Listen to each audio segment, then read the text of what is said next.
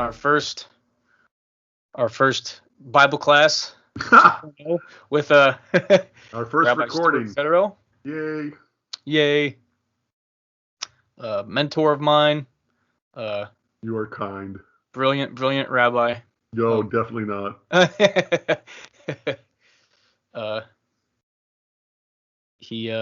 He's also the author of a book, Judaism and Christianity: A Contrast. If you'd like to show the viewers that. Yeah, sure.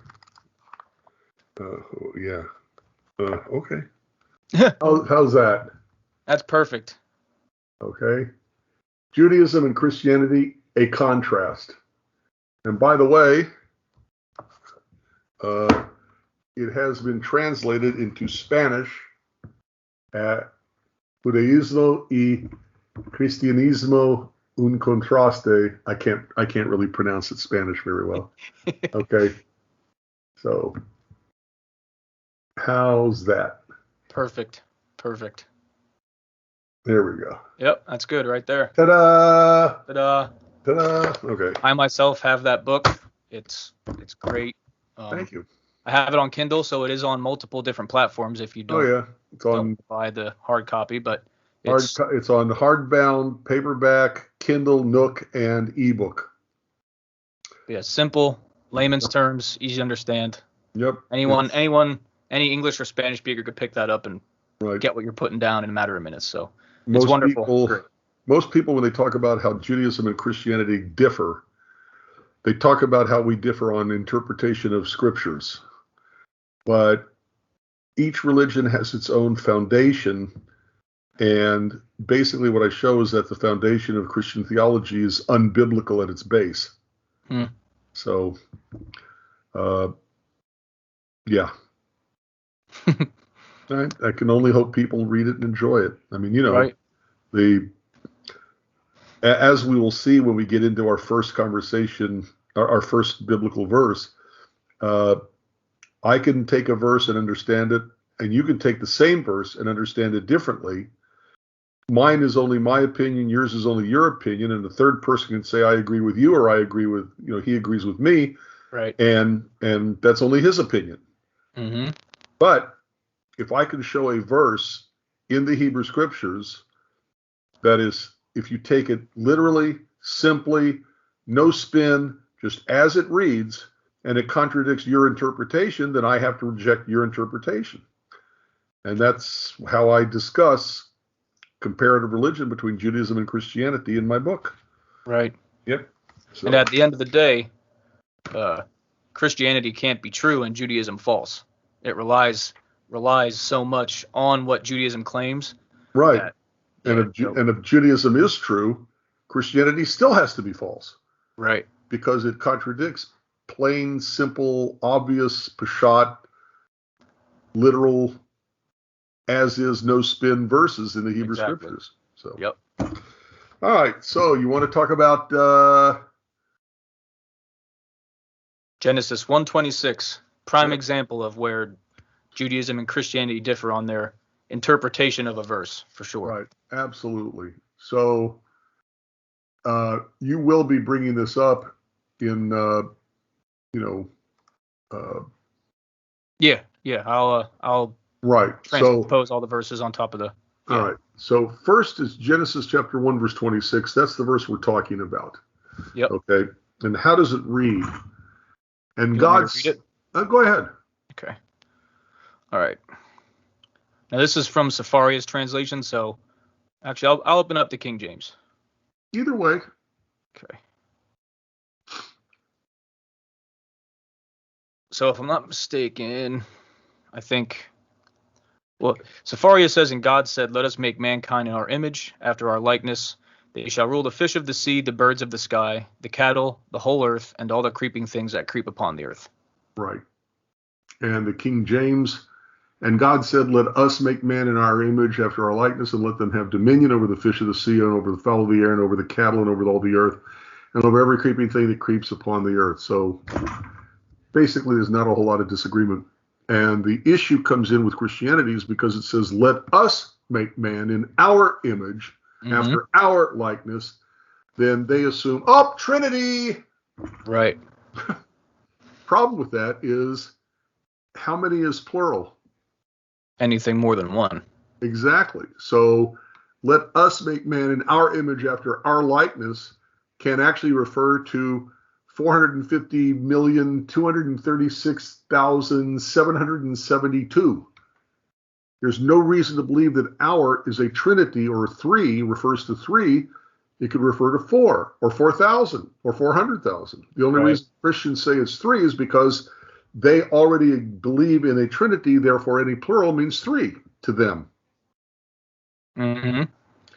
So the problem with that, of course, is that there are more than 50 different verses which talk about God as one. God doesn't share being God with anything, any entity, any person or person of God or anything else.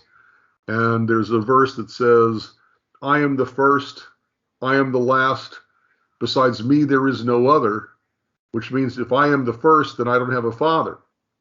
If I had a Right. father, I wouldn't be the first. The father would be the first. Exactly. And it says, I am the last. And if I am the last, I don't have a son. Because Mm-hmm. if I had a son, the son would be the last. So if I don't have a father and I don't have a son, and besides me there is no other, it means I don't share being God with any other entity or person. Mm-hmm. So that's one quick, real simple, easy to understand example of how you can't, if you interpret us to mean a trinity and you're contradicting, that's easy for you to say. If you're contradicting a verse in its literal, simple, obvious, pashat, no spin meaning, then you have to reject the theology that contradicts. Right. So, at any rate, Definitely. so how do we understand the word our? So if you take a look at the verses that lead up to verse 26, what do we see? So take a look at Genesis chapter 1, verses 11 and 12. Okay. Okay. In Genesis chapter 1, verses 11 and 12, okay, God calls upon the earth in the creation of plant life, and God said, let the earth bring forth grass, the herb yielding seed, and the fruit tree yielding fruit after its kind, whose seed is in itself upon the earth. And it was so. And the earth brought forth grass, and herb yielding seed after its kind, and the tree yielding fruit, whose seed was in itself after its kind. And God saw that it was good. So, by the way, in Genesis 1, 11 to 12 that we just read, where's God? God merely says, let the earth bring forth grass and the plants. And then God basically sits back, and then it says, and the earth brought forth grass and herb yielding seed after its kind, and tree yielding fruit whose seed was in itself after its kind. So Right. Right. God really has the earth do it. Yep. Okay, now take a look at Genesis chapter 1, verses 24 to 25. And what does it Okay. say? Okay, Genesis chapter 1, 24 and 25. And right, remember, we're talking about Genesis chapter 1, verse 26. So when 24, 25 is completed, the next verse is what we're talking about. So leading up to and right up to the 26th verse, what do we read? And God said, let the earth bring forth the living creature after its kind, cattle and creeping thing, and beast of the earth after its kind. And it was so. And God made the beast of the earth after its kind, and cattle after their kind, and everything that creeps upon the earth after its kind, and God saw that it was good. So Mm-hmm. now, once again, God calls upon the earth. Let the earth bring forth the living creatures. But here, with the animal life, God also has a hand in assisting, or maybe that's not the right word, in helping. No, that's not the word. How would you call it? What word would you use? It says, God and the earth joined together to make living creatures. So the earth brings forth the living creature, and what does God do? I'd say he gives it its consciousness. Do what? I didn't hear you. Gives it its consciousness. Right. And we call that a soul. So the question is do animals have a soul? And, Right. well, some rabbinic authorities say animals do not have a soul.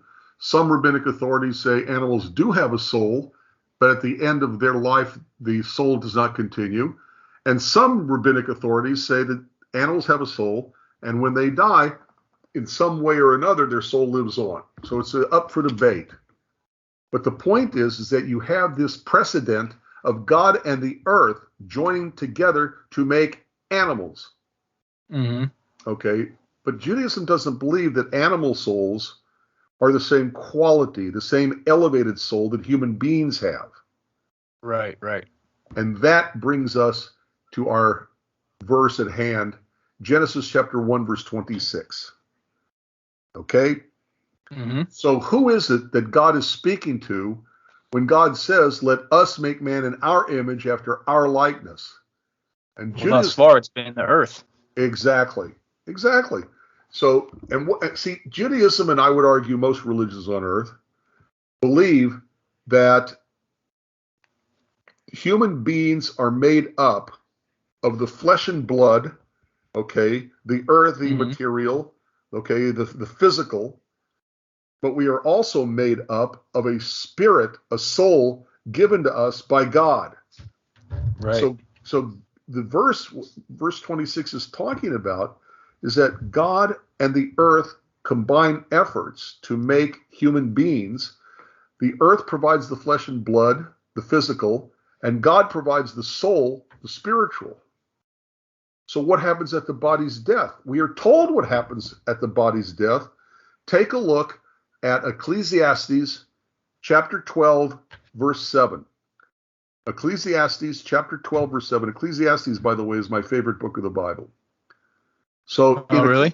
oh yeah, it's philosophical, it is inspirational, it's uplifting. That's a whole conversation in and of itself. Right. Okay, so Ecclesiastes 12:7, what does it say? It says, then shall the dust return to the earth as it was, and the spirit shall return to God who gave it. So here you have a biblical verse, evidence of exactly what we just said, that Right. earth and God joined together to make human beings, but at the body's death, when the dust returns to the earth as it was, Right. the earth takes back the body, the physical that it provided, and God takes back the soul which God provided. Exactly. Simple, straightforward, to the point, makes biblical sense, is reflected explicitly in the literal, simple, obvious, peshat, Mm-hmm. no spin meaning of the verse. And unless you're going to violate the Bible's idea that God is one and indivisible, Mm-hmm. then you have to conclude that God is speaking to the earth as God had just spoken to twice to, telling the earth to provide, to make the plants, and the earth providing the animal life, and then God helping with the animal life, or not helping, but joining with earth to make the animal life. And then in Ecclesiastes 12:7, it explicitly says for human beings, when the body dies, the dust returns to the earth as it was. The earth takes back the body, the physical, and God takes back the spiritual, the soul, the spirit. Mm-hmm. Yeah, I mean, if you really read into Genesis 1, you can see that God's mode of creation, it's almost as if he gives more of himself every time. He creates a higher level Exactly. of being every Absolutely. time. First, there's the plants, which earth helps with. Then there are animal life, which God does help with. And then human beings, Mm-hmm. the high point of creation. And not only does God help with creation, with earth helping, but they combine together. But now God specifically provides something, the soul, the neshama, the Mm-hmm. human soul. So simple, straightforward, to the point, needs no spin to understand, is reflected in other parts of the Bible, in this case, Ecclesiastes. Mm-hmm. Hard to argue with. And that would be a good point to make. What does the Torah call the animal soul? Nefesh. As a matter of fact, it explicitly says that in Proverbs chapter 12, verse 10. In Proverbs chapter 12, verse 10, and you got to read the Hebrew. Don't go by the English translations, because I haven't really seen an English translation I like. It says, Yodea, Tzaddik, Nefesh, Behemato. Yodea, to know, okay, to understand. Tzaddik, a righteous person. Nefesh, soul. Behemato, his beasts. And I translate that as, is that a truly righteous person can even understand the soul of his beasts. Right. Okay, and they have other translations for it. I just prefer my translation of the Hebrew. And the Hebrew is clear. It says nefesh behemato. It says nefesh. It says soul, the soul of the beast. Right. So if the translation doesn't use explicitly the term soul of the beast, and by the way, if it says nefesh behemato, soul of the beast, then it's explicitly saying beasts have souls, animals have souls. Not on our level. They're not neshama. They're nefesh. Okay, but they do have them. Got it. So simple, quick, and easy. I mean, no one can say they can look in the face of their pet dog and not see emotion. Oh yeah. Oh, and more than emotion. They can see a knowledge. They can see understanding. Right. Okay? Right. You can actually, if you give a dog a command, okay, you can actually see the dog thinking about the command. What did my master mean when he spoke to me? When he said, "Go get the toy"? What exactly did he mean by toy? Okay, you can see you can see it working. And when you're sad, your dog knows it. Your dog knows you're sad. The dog will come up to you and, try to at least be there with you, be there for you. Okay, that to me speaks of a soul. Oh, for sure. Yeah. They say that if you look in the person's eyes, the eyes are the window to the soul. And if you look into your pet's eyes, okay, you can see there's something there. Oh, for sure. Definitely. Yeah. Then for the people who would take a quote unquote scientific approach to come against the Bible, you see straight away that, plants, animals, humans, we're all made of the same stuff. Yeah. Earth. That's why it goes back to earth when we die. But Judaism, most religions believe we are a combination of earth and soul. And when the earth takes back the body, God gets back the soul. Right. So, if scientists only believe what they can see, how can they believe in an atom? But we know there's an atom. Simple logic tells you that if you have something and keep breaking it down to its smallest individual parts, you're going to wind up with an atom. So I think if you believe that we are made up of body and soul, then it only makes sense that at the body's death, what happens to the soul? Goes back to God who gave it. I mean, by that same reasoning, you couldn't believe in wind either. All you can see is wind's effect on things. You can't see wind itself. Absolutely true.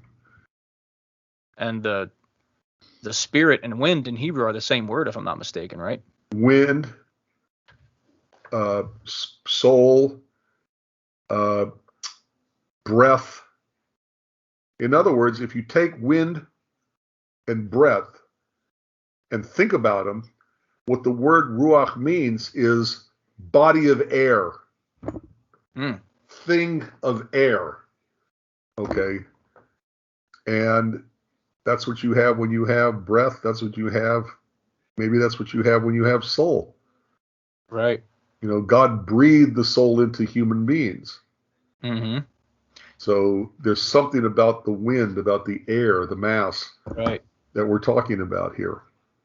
But actually, in the translation of Ecclesiastes 12:7 I have, instead of soul, it actually says, "And the life breath returns to God, who gave it." Yeah, but we usually don't think of nephesh as life breath. Okay. I think that is a beautiful image, but it's not what the text says. Right. Got it. The text says, you got to be careful with translations. Mm-hmm. Okay? That's why if you really want to know what the Bible says, you don't rely on somebody else's translation. You don't rely on somebody else to tell you what God said in the Bible. Okay, Right. you have to use your own brain, learn Hebrew, Mm-hmm. and do your own translation and figure out if what they tell you it says is actually what it says. For sure. For sure. Steve, that's a very dangerous thing to do because when you start asking questions, you're not always going to come up with the answers you think are there. Mm-hmm. Dangerous habit to get into. Yeah. For sure. Yep. And once you learn something, you can't unlearn it. Right. Right. Kind of hard to pretend you didn't just learn something that contradicts everything you ever thought before that came before it. Right. Exactly. Yep. Well, all right, Rabbi. Do you have any Yeah. closing statements you'd like to make? No, Any, just I enjoy this. I have fun when we do this together. Talk to yeah, each other about it. for sure. Yeah. Yeah, and So, we'll be doing this just about every Monday. yep. Next week we're gonna put it on pause, but we'll be right Yep. back Yep. in 2 weeks. Yep. Um, yeah, It'll be fun. it's great to dive into me having left Christianity. I can attest firsthand that not only was there like eisegetical ways of reading the Bible, like Yeah. taking things out of context for sure, um, but like impositions too, like looking at something through a colored glasses Right. that made it Christian seem like colored something it glasses. wasn't. You know, Absolutely. um, You know the luckily difference? for me, the vein of Christianity I came from wasn't Trinitarian, and I think that's actually because like when I would read that verse, even as a Christian, I didn't I didn't think of it as God in a plurality. I think that helped me come to where I am now because I don't want to say I was closer to Judaism than others were, but I already had the one God mindset, no Right. persons. It was Right. more of like a modalist Unitarianism. Okay. Um, and that's where all the questions started coming up. Is as I would read the New Testament, it was like, this doesn't really support a Trinity, but it really doesn't support like a oneness ideal either. You know, um, and when you would ask questions, the answers really weren't answers. No. And Jesus Jesus is asked, "Good teacher, what should I do to get eternal life?" Jesus' response is, "Why do you call me good? Only God is good." exactly, That yeah, means that Jesus knew that Jesus wasn't God. right. I think the thing Okay. I struggled with the most was in John, Jesus' prayer in the garden. I was I just could never wrap my mind around how he would need to pray to himself. Yes, and what does he say? He says, "Not my will, but your will be Right. done," Which means which they means weren't the even in the same agreed will about things. and how can you not have the same if the Son is the same as the Father, but they don't have the same will, then how can they be one and the same? Right. And they say Jesus. They ask Jesus uh, something to the effect of, "When is the end of days?" And his answer is, "I don't know. Only the Father knows." Right. So they don't have the same will. They don't have the same knowledge. Okay. They ask Jesus, can I sit next to you or sit at your right hand? And Jesus says, "That's not mine to give. That's only up to the Father to give." That means they don't have the same strength, Right. same ability. They don't have the same will, knowledge. They don't have anything the same. How can they Right. be one and the same? And in the same ideal of not agreeing on the same knowledge, uh before he departed, he said, "Most of you won't even taste death before I return." Right. So how in the Oops. world could he not even know when he's coming back? Right. Oops. Yeah. You, Oopsie. you know, you know that, line. Um, and I'm not going to get all of it correct, but it's God brings people into the world knowing that they're going to come into the world already guilty for sin. Mhm. So instead of just forgiving them, God makes a human woman pregnant with himself so that he himself can grow up to be a sacrifice of himself to himself. But then he only forgives people who accept himself as a sacrifice for the sins he brought them in the world to begin with. Mm-hmm. Right. Something like that. Which I probably forgot something or didn't word it correctly, but you get the basic idea. which God is truly more omnipotent, the one who can just forgive a sin with no effort whatsoever, or the one who has to come and die for, They always claim that the God of the Hebrew Scriptures is the cruel God. Right. Okay, who is the more vengeful God? The one who says, you know something? I see that you're repentant. I see you're sorry for what you did. You're forgiven. Or the God who says, I see that you're repentant and I see that you have really changed your ways, but that's not enough. Mm-hmm. I need blood. I want blood. Give me blood. Okay, something's got to die. Which is the God of cruelty? Mm-hmm. The latter. The latter too. Right, definitely. Exactly. So, we talk a good game of the Judeo-Christian values or Judeo-Christian tradition. Okay. Yeah, I can believe that there are places where we overlap. There really is, where values are the same. Yeah. But a Judeo-Christian tradition, that's a myth. Yeah, that doesn't it's not happen. even close. It's not even close. And speaking of requiring blood, I'm sure most people don't even know that if someone needed to bring a sacrifice but couldn't afford an animal, they could bring flour, they could bring meal. They could bring meal. Grain. Leviticus 5. It explicitly says that. I mean, See, the issue is, let me rephrase that. The issue is not, can I obtain forgiveness from God for my accidental sins by a blood sacrifice? Remember, the blood sacrifices were only for accidental sins. Unintentional. Yeah. Okay. You can. But the issue is that the only way to obtain forgiveness? Right. And clearly it's not. Mm-hmm. Clearly it's not. Too often you have people being forgiven for their sins, some really, really bad sins, okay, without any kind of blood sacrifice for their forgiveness, to obtain forgiveness for their sin. Right. So, by the way, over the course of many conversations you and I have, I'm sure we'll be going into some of these things in much greater detail. Oh, definitely. Yeah. Definitely. Absolutely. Well, all right, Rabbi. Yeah. I appreciate you coming on, teaching us. Yeah, it was fun. Yeah, always. And in 2 weeks. Yeah, about 2 weeks. Yeah. So it'll be fun. All right. Yep. Rabbi Stuart Federer, check his book out. You can also find him every Monday on Tanakh Talk as well. And you can also go to my website, whatjewsbelieve.org, whatjewsbelieve.org.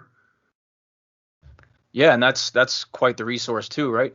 Oh yeah. Well, I expanded it greatly to turn it into my book, but the website itself covers a lot. It covers a lot, and also shows you how to get the book too. And there's also a Spanish translation, creenciajudia.org.